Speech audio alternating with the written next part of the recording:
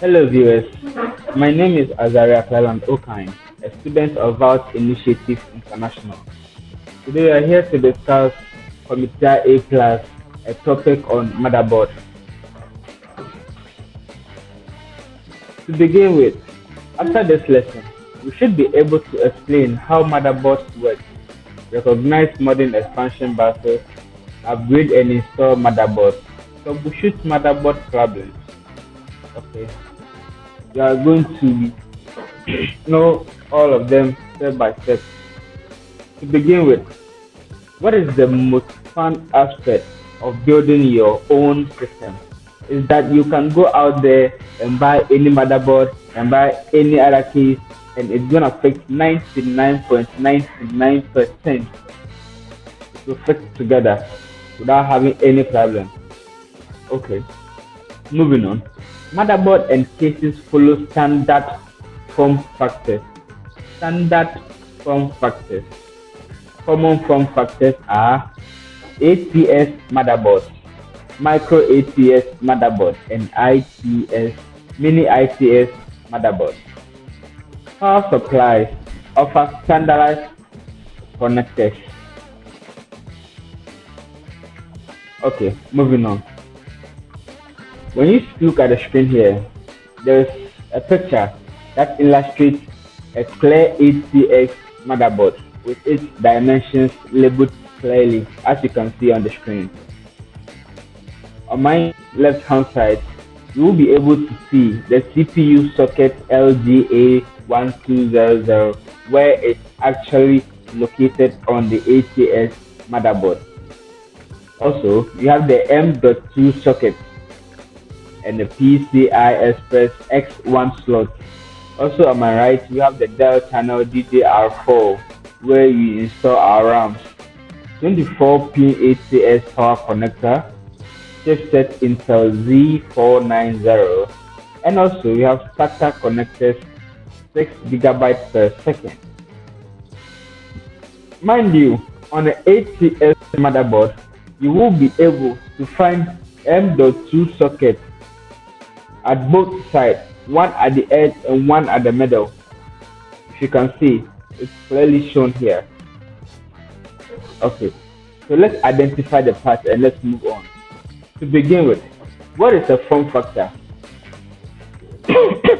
A form factor determines the physical size of the motherboard as well as the general location of components and ports. Let's move on to chipset. The chipset defines the type of processor and RAM the motherboard requires and determines to a degree built-in devices the motherboard supports, include the expansion slot, as I showed you on the motherboard. Let's move on. The built-in component. What is the built-in component? That is the main core functionality of the system. That is what you're supposed or need to have on your motherboard before it can function properly. The built-in component. Without the built-in component, it is not a motherboard. You can't do anything on it.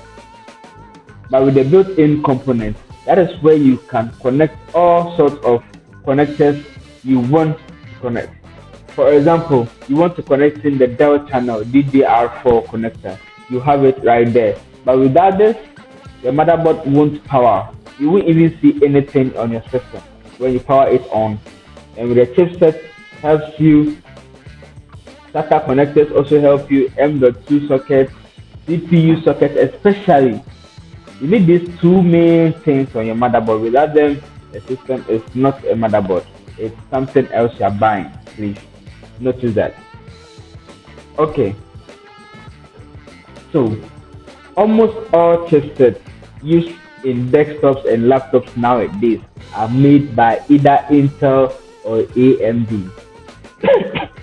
Intel or AMD are chipset manufacturer companies.